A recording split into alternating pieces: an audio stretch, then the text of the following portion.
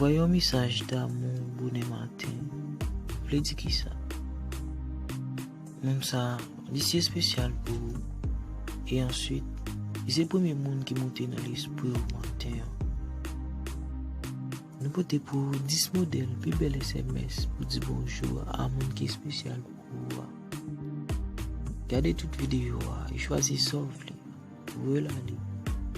Et faites un monde qui est spécial pour vous. Passion bonne chose.